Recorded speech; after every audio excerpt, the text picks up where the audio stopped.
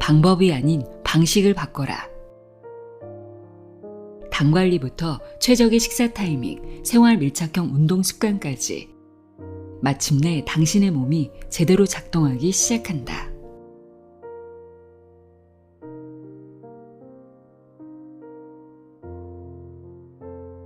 안녕하세요. 나의 소리책갈피 소리내어 읽다입니다. 혹시 매일 아침 몸이 천근만근 무겁고 예전 같지 않다는 생각 자주 하시나요? 나름 건강관리를 한다고 하는데도 쉽게 지치고 자꾸만 늘어나는 나이살에 한숨 쉬신 적은 없으신가요? 어쩌면 우리 몸이 보내는 총체적인 점검과 리셋이 필요하다는 강력한 신호일지도 모릅니다. 오늘 소개해드릴 책은 바로 이 모든 고민에 명쾌한 해답을 제시하는 책입니다. 25년간 비만을 치료해온 가정의학과 전문의이자 유튜브 채널 닥터리TV를 통해 다양한 건강 정보를 전하고 있는 이진복 원장의 토탈 리셋입니다. 이 책은 혈당 잡고 비만 잡고 노화까지 잡는 우리 몸의 완전한 건강 회복 프로젝트를 담고 있는데요. 저자는 우리가 왜 살이 찌고 병드는지 그 근본 원인으로 혈당 관리의 실패를 지목합니다. 특히 혈당 스파이크가 우리 몸에 미치는 영향을 설명하고 아침 공복에 절대 먹지 말아야 할 음식은 무엇인지, 최적의 식사 타이밍과 간헐적 단식의 올바른 방법, 그리고 생활 밀착형 운동 습관까지 누구나 쉽게 따라할 수 있는 지속 가능한 건강 솔루션을 제시하고 있습니다. 저자는 방법이 아닌 방식을 바꾸라고 말합니다. 단순히 살을 빼는 기술과 같은 방법이 아닌 건강한 삶의 방식을 설계하도록 안내하는데요. 그럼 지금부터 당신의 몸을 가볍고 건강하게 리셋할 수 있도록 안내하는 토탈 리셋 내용의 일부를 읽어드립니다. 귀 기울여 들어보세요. 세상의 모든 지혜를 읽어드리는 소리내어 읽다. 구독과 좋아요, 공유는 큰 힘이 됩니다. 당과 탄수화물을 지배하면 건강을 지배할 수 있다. 혈당 롤러코스터를 아시나요? 식후에 생기는 이 증상을 조심하자. 밥만 먹고 나면 마치 몸이 물에 젖은 이불처럼 무겁고 힘든 이유는 무엇일까? 식사를 하고 나면 혈중에 포도당이 공급되면서 일시적으로 혈당이 높아진다. 누구나 그렇다. 특히 탄수화물 중에서도 고혈당을 유발하는 단순당을 많이 섭취했다면 혈당이 더욱 급격히 오르게 된다. 이처럼 혈당이 갑자기 치솟았다가 급격히 떨어지는 현상을 혈당 스파이크라고 한다. 흰쌀, 설탕 등 정제 탄수화물을 과다하게 섭취했을 때 혈당 수치가 급격히 치솟으면 우리 몸에서 혈당을 떨어뜨리기 위해서 인슐린이 갑작스럽고 과도하게 분비된다. 이렇게 되면 혈당은 빠르게 오른 만큼 빠른 속도로 떨어지게 된다. 이것을 그래프로 나타냈을 때 뾰족한 모처럼 보인다고 해서 혈당 스파이크라는 이름이 붙은 것이다. 인슐린이 과다하게 분비되면 이로 인해 상대적인 저혈당 상태가 돼서 극심한 피로감을 유발한다. 이것이 식곤증의 원인이 되고 우리의 업무 능력을 떨어뜨리면서 악순환을 만든다. 음식을 먹으면 혈당이 올라가는 것은 자연스러운 현상이다. 그러니 현대인이라면 누구나 혈당 스파이크에서 자유롭지 못하다. 겉보기에 마른 젊은 여성들이나 당뇨병이 아닌 사람도 혈당 스파이크에서 자유로울 수 없다. 혈당 스파이크가 반복되면 인슐린을 분비하는 기관인 췌장이 혹사되면서 당뇨병의 가능성이 높아진다. 이게 바로 다이어트를 망치는 주요 원인이 된다. 특히 건강검진에서 당뇨 전 단계, 당뇨 고위험군이 나왔다면 혈당 스파이크에 주의해야 한다. 극심한 식곤증을 별것 아닌 것으로 넘기면 안 된다. 식후에 급격한 피로감, 참을 수 없는 졸음, 집중력과 판단력이 흐려지는 증상이 있다면 내가 혹시 혈당 스파이크 증상이 있는 게 아닌가 살펴봐야 한다. 누구나 혈당은 오르락 내리락 하지만 하루에도 몇 번씩 혈당이 널뛴다면 혹시 내가 대사장애로 인한 비만의 초기 단계가 아닌가 혹은 내가 당뇨의 전 단계가 아닌가 하는 고민을 한번 해볼 필요가 있다. 비만과 만병의 근원, 혈당 스파이크. 흔히 식사한 후에 시간이 많이 지나면 당이 떨어졌다는 얘기를 한다. 식후에 혈당이 급속도로 올랐다가 급속도로 떨어지면 우리 몸에서 격한 배고픔을 느끼게 되기 때문이다. 그래서 초콜릿, 사탕 같은 당이 높은 음식물을 찾게 된다. 앞서 언급했듯 혈당이 갑자기 올라가면 인슐린 또한 갑자기 나오면서 혈당을 뚝 떨어뜨린다. 손이 떨리고 집중력이 떨어지고 졸리는 증상이 생길 수 있다. 혈당이 떨어질 때마다 음식을 찾고 먹게 되기 때문에 다이어트는 당연히 실패하게 되고 비만이 가속화한다. 최근에는 혈당 스파이크가 당뇨병 진행을 앞당길 수 있다는 연구도 발표된 바 있다. 그뿐만이 아니라 당뇨병의 합병증까지 불러내거나 더 나아가서 심혈관 질환의 위험까지 높이는 것으로 알려져 있다. 혈당 스파이크가 반복될 경우 혈관 내피세포가 손상되어 염증이 생길 수 있고 그로 인해 혈관벽이 두꺼워지면서 동맥경화나 심근경색으로 이어질 수 있다. 혈당 스파이크가 오래 진행되면 비만, 고혈압, 고지혈증 같은 대사증후군이 일어날 수 있다. 당뇨인의 경우에는 췌장의 기능은 더 많이 손상되고 혈관의 손상은 가속화되어서 결국 당뇨병 합병증이 일어나는 것이다. 문제는 공복혈당이 정상이더라도 안심할 수 없다는 것이다. 건강검진에서는 주로 공복혈당 수치만 측정하기 때문에 혈당 스파이크를 잡아내기 어렵다.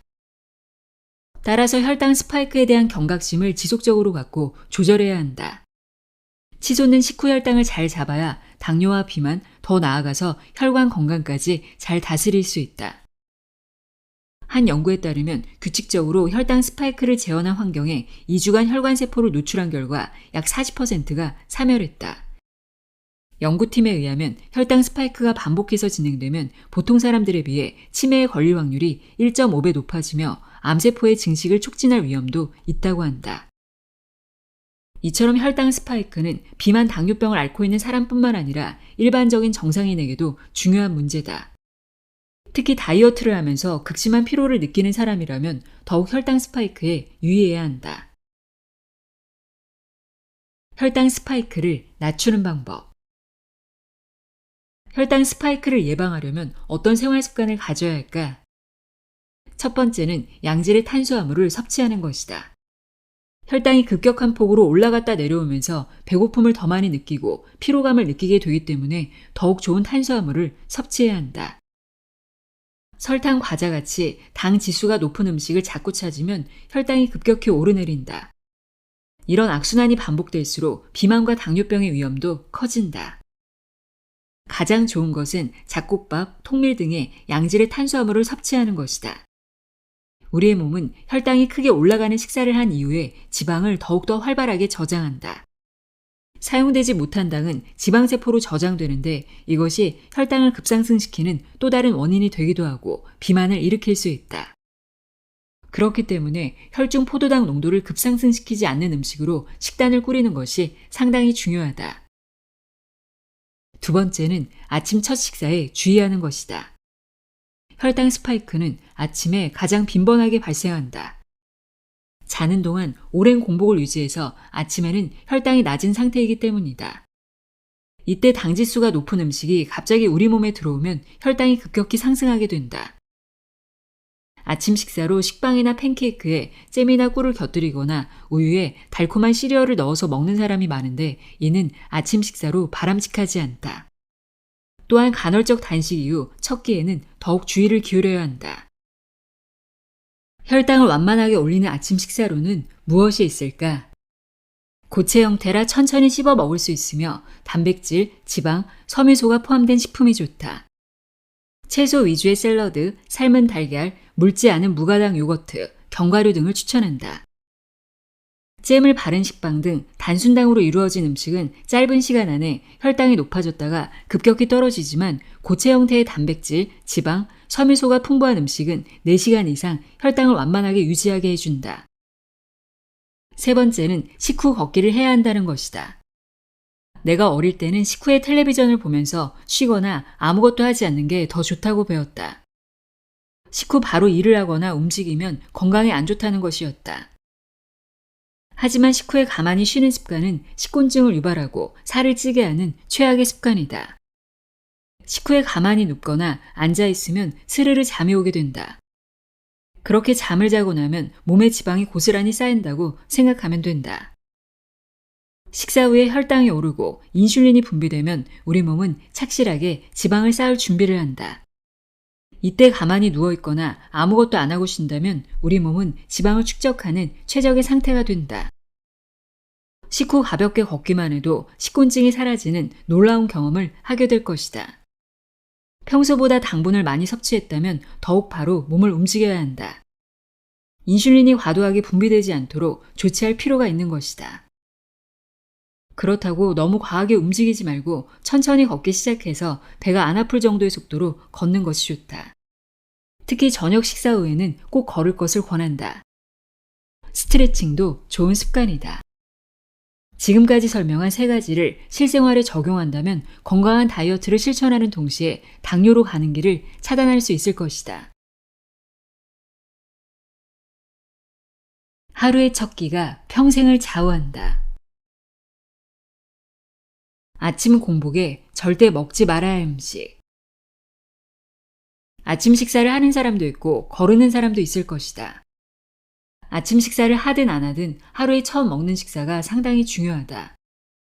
우리는 밤사이에 공복으로 오랜 시간을 보낸다. 저녁 식후 12시간 정도 공복을 유지하는 사람도 있고 요즘은 간헐적 단식을 한다고 16시간까지 공복을 지키는 사람도 있다. 이렇게 금식 시간을 오래 갖는 것은 매우 좋은 다이어트 습관이긴 하지만 금식 후에 첫 끼니로 무엇을 먹느냐에 따라서 큰 차이가 있을 수 있다. 잠을 잘 때는 우리 몸에서 인슐린이 나오지 않고 적절한 상태로 혈당을 유지해준다. 그러다 음식을 먹으면 우리 몸은 적극적으로 에너지를 저장하면서 혈당이 급격히 오르게 된다. 이후 인슐린 또한 과다 분비되면서 혈당을 적정하게 유지하려는 신체 기전이 작동하는 것이다. 바로 이때 아침 첫 식사 때 혈당을 높이는 음식에 주의하지 않는다면 평소보다 더 급격히 혈당이 올라갈 수 있다. 아침에 잠자리에서 일어나자마자 무심코 먹는 음식이 다이어트를 망치고 비만으로 가는 지름길이 된다. 여기에서 한 가지 중요한 것은 우리가 평소에 아침 식사로 즐겨 찾거나 건강하다고 여기던 음식이 독이 될 수 있다는 점이다. 많은 사람이 건강 혹은 다이어트를 위해 섭취하지만 공복 섭취 시 좋지 않은 3가지 음식은 다음과 같다. 1. 커피. 아침에 일어나서 바로 커피를 마시는 습관을 가진 사람이 많다. 커피가 다이어트에 도움이 된다고 생각하고 아메리카노 같은 블랙커피를 마신다. 그런데 커피에 들어있는 카페인은 많은 양을 마셨을 때 신경의 떨림, 수면 문제, 빠르게 심장이 뛰는 등의 증상을 야기한다. 이는 불안 증상과도 상당히 흡사하다. 빈속에 마셨을 때는 아주 작은 용량일지라도 큰 불안 증상이 생길 수 있다. 커피를 마셨을 때 심장이 빠르게 뛰는 등의 증상을 느끼는 사람이라면 아침 공복에는 커피를 피하는 게 좋다. 또한 공복에 마시는 커피는 소화기관에 악영향을 미친다. 카페인과 지방산 등 커피에 함유된 여러 자극 물질이 위 점막을 공격해서 위염이나 위궤양을 일으키거나 장을 공격해서 과민성 대장 질환을 일으킬 수 있다. 공복 상태에서는 위산이 더욱 많이 분비되는데 커피의 카페인은 위산 분비를 더욱 강하게 자극할 수 있다. 또 식도의 하부 괄약근을 자극시키면서 음식물을 역류시켜 식도염의 원인이 될 수 있다. 커피의 성분인 클로로겐산은 대장 근육의 수축을 증가시켜서 대변을 쉽게 보게 한다. 그래서 많은 사람이 이 점을 유익하다고 느낀다. 그러나 과민성 대장 증후군이 있거나 설사하기 쉬운 사람은 이런 증상이 더 악화할 수 있기 때문에 주의해야 한다. 클로로겐산은 카페인이 없는 디카페인 커피에도 들어있다. 특히 공복 상태에서 즐기는 모닝커피는 혈당 조절을 방해한다는 연구 결과가 있다. 영국 베스대학 연구팀은 숙면 이후 모닝커피 섭취 여부가 혈당 조절에 미치는 영향에 대해서 연구했는데 국제학술지인 영국 영양학 저널에 게재된 이 연구에 따르면 아침 공복에 블랙커피를 마신 그룹만 혈당 수치가 50% 높아졌다고 한다. 연구팀은 커피가 혈당 조절을 방해하는 기전은 명확히 밝혀지지 않았지만 신진대사가 원활하게 이루어지지 않는 피곤한 상태에서 카페인을 섭취하는 것이 혈당 조절 기능을 손상할 수 있다는 결론을 도출했다. 이 연구를 진행한 제임스 베이츠 교수는 이번 연구로 잠을 제대로 못 자고 일어나서 커피를 마시면 혈당 조절이 어렵다는 사실을 확인했다면서 기상 후 공복에 커피를 마시기보다는 아침 식사를 하고 커피를 마시는 게 낫다고 조언했다. 아침 공복에 커피를 마시는 습관이 혈당 조절에 지속적인 문제를 야기하거나 당뇨를 악화시키고 비만으로 갈 가능성이 커진다는 사실을 꼭 기억하자. 2. 찬물. 인체는 자는 동안 숙면을 유도하기 위해 체온을 살짝 낮춘다. 그런데 눈을 뜨자마자 찬물을 마시면 장기들이 약해지기 쉽고 자율신경계를 자극할 수 있다. 아침 공복에 찬물을 마시면 체온이 순간적으로 저하되는데 다시 정상 체온을 올리는 과정에서 두통이나 가슴 두근거림, 속쓰림 등이 나타날 수 있다. 또한 소화액 분비 감소로 소화기능 장애와 신진대사 효율이 떨어질 수 있어서 30도 정도의 미지근한 물을 마시는 게 제일 좋다. 한편 기초 대사량을 올리려면 더운 물보다 찬물이 더 좋다는 연구 결과도 있다. 그래서 찬물은 식후에는 마셔도 상관없지만 공복에 마시는 건 상당히 주의해야 한다. 3. 고구마. 고구마는 감자보다 당 지수가 낮다. 고구마는 달콤한 맛과 포만감이 커서 다이어트용으로 아주 많이 먹는 음식이기도 하다. 또한 섬유질이 풍부해서 변비와 대장 건강에도 좋은 것으로 알려져 있다. 그러나 고구마를 공복에 먹으면 위벽에 자극을 줄 수 있다. 고구마에는 악유질과 타닌 성분이 들어있는데 이 성분들은 공복에 섭취하면 위산이 과도하게 분비되어서 위장 장애를 유발할 수 있다. 이미 위장 장애를 앓고 있는 경우 빈속에 고구마를 먹으면 속쓰림이나 통증을 더 강하게 느낄 수 있으므로 조심해야 한다. 고구마는 감자에 비해 당 지수가 낮지만 절대적으로 당 지수가 낮은 식품은 아니다. 정상인들도 구운 고구마를 하루 1개 이상 먹으면 혈당이 오르고 살이 찔 수 있다. 특히 당뇨병 환자의 경우 삶거나 구운 고구마를 빈속에 먹으면 혈당이 급격히 올라갈 수 있다. 빈속에 고구마를 먹는다면 상당히 심한 혈당 스파이크를 일으킬 수 있고 이는 결국 건강을 위협하는 원인이 될 수 있다. 다이어트를 돕는 최고의 아침 식사. 혈당을 완만하게 올리는 아침 식사법은 다음과 같다. 1. 먼저 미지근한 물을 마셔라. 기상 직후에 체중을 잰 다음 미지근한 물을 한 잔 마시자. 이 물은 수면으로부터 내 몸을 깨워주고 대사를 활발하게 해주는 역할을 한다. 아침 식전에 한 컵의 물은 칼로리가 전혀 없지만 포만감을 주고 식욕을 떨어뜨리는 데 도움이 되며 대사를 활발하게 해서 칼로리를 태우고 쾌변을 유도한다. 2. 천천히 씹을 수 있는 고체 형태의 식사를 먹어라. 갈거나 착즙해서 액체 형태로 빠르게 먹을 수 있는 음식들은 혈당을 그만큼 빠르게 올려서 인슐린 분비를 늘리기 때문에 비만의 원인이 된다. 이처럼 빨리 먹는 음식은 혈당을 급격히 높이고 또 급격히 낮춘다. 예를 들어 주스류는 소화 흡수도 빠르고 당 지수도 매우 빠르게 높이기 때문에 비만의 원인이 된다. 어떤 과일이라도 착즙을 내서 마시면 혈당을 빠르게 많이 올리고 비만의 원인이 된다. 반면 고체 형태라 천천히 씹어 먹을 수 있는 음식은 4시간에 걸쳐서 혈당을 완만하게 올렸다가 떨어뜨린다. 3. 단백질을 섭취하라. 아침 식사로 단백질을 섭취하면 저녁까지 탄수화물 섭취를 줄일 수 있고 폭식을 막아 다이어트에 도움을 준다는 연구가 아주 많다. 단백질은 포만감이 큰 만큼 분해하는 데 많은 칼로리가 필요하기 때문에 체중 감량에도 도움이 된다.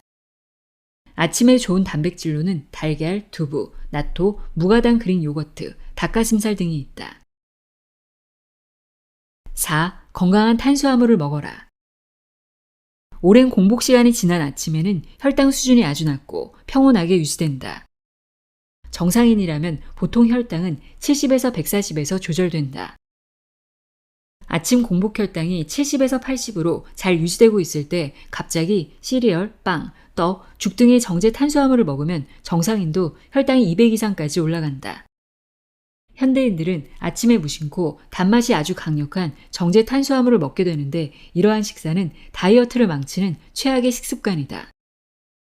혈당 스파이크를 막기 위해서는 백미보다는 현미나 잡곡밥, 흰빵보다는 통밀빵, 호밀빵이 좋다. 약간의 고구마, 통기리를 불려 먹는 것도 좋은 탄수화물 섭취 방법이다. 5. 식이섬유를 충분히 섭취하라. 아침 식사에 채소를 많이 먹으면 다이어트에 좋다. 채소에는 많은 양의 식이섬유가 들어있다. 식이섬유는 영양소로 작용하진 않지만 포만감을 준다. 또 장운동을 활발하게 하고 대변을 풍부하게 만들어주어서 변비를 예방하는 효과가 있다.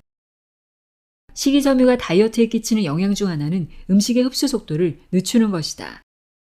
같은 탄수화물을 먹더라도 식이섬유를 풍부하게 같이 먹으면 혈당이 완만하게 상승한다. 인슐린 분비를 늦춰주고 비만을 예방해 주는 것이다. 6. 먹는 순서를 바꿔보자.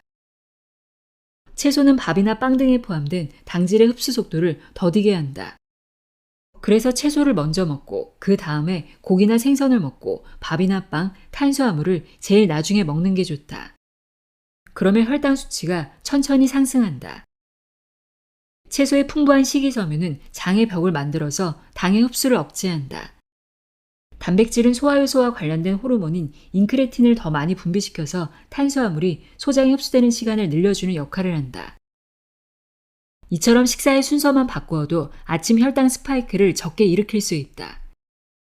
우리 현대인의 아침은 정말 바쁘다. 그렇다 보니 간편한 아침 식사를 찾게 된다. 그러나 바쁜 일상 속에서 천천히 먹을 여유를 찾는 것도 중요한 습관이다. 아침에 먹는 단백질이 중요한 이유. 단백질이 식욕을 억제하고 과식을 막아준다는 사실은 과학적으로 증명되었다. 특히 아침에 단백질이 많이 들어간 식단을 먹는다면 다른 끼니 때 단백질을 섭취하는 것보다 포만감이 더 오래 유지된다. 미국 내분비학자 데이비드 웨이글이 2005년 미국 임상영양학 저널에 발표한 연구에 따르면 하루 중 총 칼로리의 단백질 비율을 15에서 30%로 늘린 결과 하루에 총 441칼로리를 더 적게 섭취했으며 12주 만에 5kg 감량에 성공했다고 한다. 식단을 제한하지 않고 단지 단백질 비중만 늘렸을 뿐인데 이러한 결과가 나온 것이다. 또 하루 섭취하는 칼로리에서 단백질 비중을 25%로 늘리면 야식의 유혹이 절반으로 줄어들고 음식물 중독이 60%로 감소한다고 말했다. 그뿐 아니다.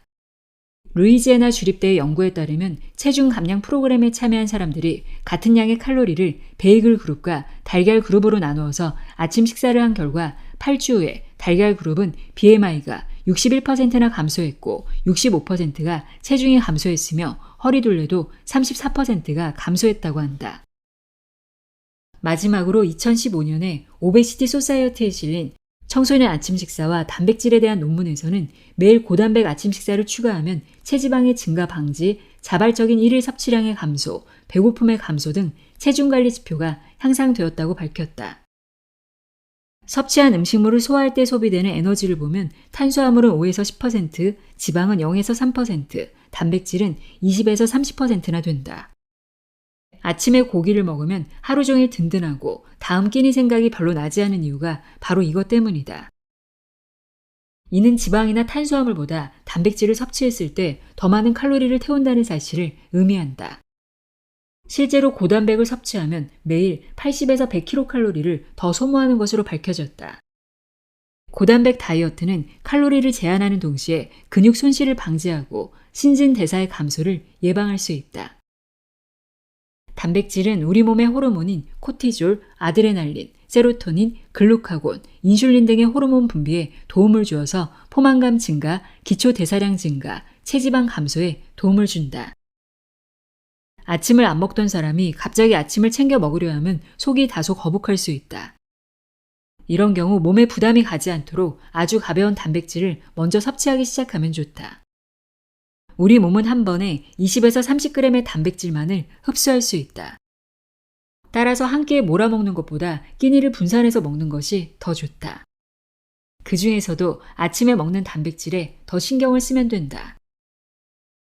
체중 감량에 도움이 되는 고단백질 아침 식사의 몇 가지 예를 알아보자. 전 세계를 다니더라도 호텔에서 조식을 먹으러 가면 꼭 나오는 게 있다.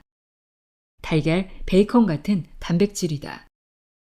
특히 달걀은 매우 좋은 아침의 단백질 섭취원이기 때문에 스크램블, 오믈렛 같은 요리를 만들어서 먹는다면 훌륭한 아침 단백질 섭취원이 될 것이다. 유제품도 우유와 치즈, 플레인 요거트 같은 것들도 좋지만 생선과 해산물, 가금류 같은 육류, 그리고 오트밀이나 아몬드 같은 곡류나 견과류도 단백질을 많이 함유하고 있으니 참고하자. 나의 아침 식사를 한 번씩 기록해보는 것도 도움이 될 것이다. 모자란 단백질원을 체크해서 위 재료들과 더불어 풍부한 채소를 곁들인다면 다이어트를 하더라도 건강하게 성공할 수 있을 것이고 장기적인 건강 관리에도 큰 도움이 될 것이다.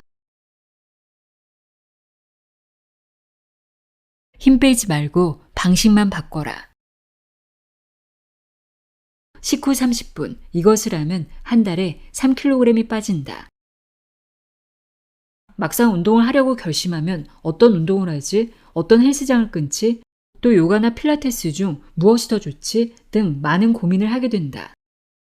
운동에 따라오는 비용도 생각하기 마련이다. 여기 비용도 안 들고 아주 쉽지만 확실한 체중 감량을 보장하는 다이어트 방법이 있다. 식후에 이것만 하면 한 달에 3kg이 빠진다는 연구 결과가 있다. 이것은 과연 무엇일까? 그것은 바로 식후 걷기다. 너무 흔한 방법이라 뻔하다고 생각할 수 있다. 하지만 문제의 답은 의외로 쉬운 곳에 있다. 식후 바로 걷기는 체중 감량과 식후 혈당 상승 억제라는 두 가지 효과가 있다는 것이 과학 연구로 입증되었다. 2011년 인터내셔널 저널 오브 제너럴 메디슨에 식후 걷기를 통해서 한 달 후 3kg이 감량했다는 연구 결과가 발표되었다. 이 연구는 참가자 2명을 상대로 동일한 조건에서 2회에 걸쳐 진행됐다. 2명이 한 달 동안 점심 저녁 식사 후 30분 동안 걸었을 때 변화를 살펴보는 것이 연구의 골자였다. 단 여기에서 하루 섭취 칼로리는 동일했다. 참가자 A는 숨이 찰 정도로 빠르게 걷고 참가자 B는 산책하듯이 천천히 걷는 것으로 비교 실험을 했다. 그 결과 점심 저녁 식사 후 쉬지 않고 빠르게 걸은 A는 한 달 후 3kg을 감량했고 천천히 걸은 B는 한 달 후 1.5kg을 감량했다. 두 사람 모두 체중 감량은 했지만 체중 감량의 수치에 차이가 있는 것이다. 이 연구의 결과를 보면 식후 걷기는 다이어트에 효과가 분명히 있다. 그리고 천천히 설렁설렁 걷는 것보다는 빨리 걷는 게 훨씬 더 다이어트에 효과가 좋았다. 다른 연구를 하나 더 보자. 2017년 한 연구 결과에 따르면 식사 후의 혈당 증가는 90분 이내에 최고에 이른다고 한다. 그러니까 식사하고 20분 후에는 운동을 시작해야 혈당 상승과 혈당 스파이크를 막을 수 있다는 말이다. 식후에 걷는 것뿐만 아니라 걷기 자체만으로도 중성지방을 낮추고 체중 감량을 도우며 신진대사를 활성화해서 혈액순환에 도움을 준다. 또 스트레스 레벨을 낮춰서 수면의 질 향상에 좋다는 연구가 아주 많다. 2016년 유럽 당뇨병 연구협회의 공식 저널인 다이아베톨라지에 발표된 또 하나의 연구를 보자. 제2형 당뇨병 환자 41명을 대상으로 한 연구다. 아무 때나 식후 30분 걷기를 한 그룹과 아침, 점심, 저녁에 하루 3번 식후 10분 동안 걷기 운동을 한 그룹을 비교 연구한 결과 식후 10분 동안 걷기가 혈당 상승에 더 효과적이며 식후 혈당이 평균 12%에서 최대 22%까지 감소하는 것으로 나타났다. 특히 식후 걷기는 하루 3번 중에 저녁에 하는 것이 더욱 효과적이라는 것이 나타났다. 아마도 아침, 점심보다는 저녁에 혈당을 올리는 탄수화물 섭취가 더 많아지는 경향이 있기 때문일 것이다. 또 저녁 식사 후에는 보통 움직이지 않고 쉬려고만 하기 때문에 이런 결과가 나왔을 것이라고 연구진은 추측했다. 식후 30분 걷기는 누구나 어디에서도 할 수 있는 행동이다. 30분이 부담스럽다면 10분 걷기 운동부터 시작해도 좋다. 특히 당뇨 환자들에게 식후 운동은 최고의 운동 습관이다. 밥을 먹고 나면 눕거나 텔레비전을 보는 대신에 집 주변을 가볍게 도는 것을 습관화하길 바란다. 간단한 방법이지만 걷기 운동의 효과는 클 것이다. 나 또한 24시간 혈당 측정기를 내 몸에 착용하고 혈당의 추이를 살펴보면서 저녁 식후에 혈당이 아주 많이 올라가고 혈당 스파이크까지 가끔 나타나는 것을 보면서 많이 놀랐다. 나는 저녁 식후에 혈당이 많이 올라가는 것을 막기 위해서 저녁을 먹자마자 즉시 밖으로 나가서 30분 정도를 걸었다. 그랬더니 운동 몇 분 후부터 혈당이 점점 떨어지기 시작하더니 더 이상 혈당이 올라가지 않고 그대로 유지되었다. 이렇듯 식후에 바로 걷는 것 자체가 상당히 중요하다. 그런데 식후 걷기 운동을 주의해야 할 사람도 있다.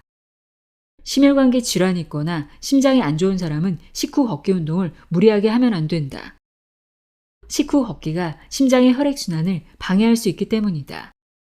당뇨병을 앓고 있어서 심장에 합병증이 있거나 뇌혈관 질환을 앓고 있다면 식후에 바로 나가서 걷는 것은 주의하자.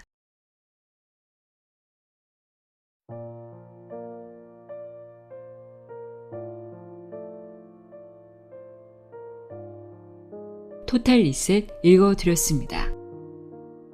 오늘 전해드린 작은 습관 하나하나가 여러분의 몸을 건강하게 리셋하는 시작이 될 수 있다는 것 잊지 마세요. 오늘도 함께 해주셔서 고맙습니다.